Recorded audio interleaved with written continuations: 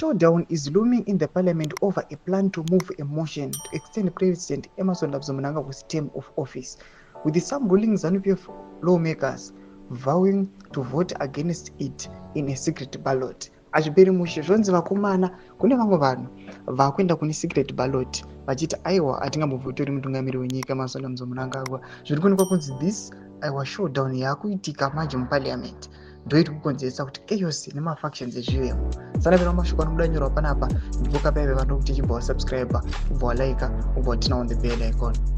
Toona kuti panguva inoyi vakomana vana general vana Chiwenga panapa nana Geza kugena popularity kwavari kuita panguva inoyi vachifarigwa nevanhu ndokwakonzeresa this split and kuva nemafunctions mubato. Tinoona vakomana vekozi vanobudawo vachiposta vachiti what wrong did these three committed? They denounced corrupt as a major sanction and a state security threat, but ZANU-PF snubbed them, saying pasina avo. VP Chiwenga Mnyaradzi Alexiou Soko, Children of Freedom Fighters Chair, and Comrade Blessed Geza, war veteran and central committee member, vanoposta mapictures vachiti vakomana ava tinoshaya kuti sei vachivengiwanawo kumuna the ruling party ZANU-PF. Noda kuti vangoexpressawo mafungiro avo sezvinongoitawo vanhu vari kusapota the agenda for 2030. Avo vakauya vakati aiwa corruption hatichaidiwo iri kukonzeresa as the security threat munyika. Vatiri kuona kuti vakomana avava ndo vatiri kuona kuti ndo vari kudzima secret ballot, ndo vari kuuya vachisapotiwa nevamwe vanhu varimo the ruling party ZANU-PF, zviri kusafarirwa nevanhu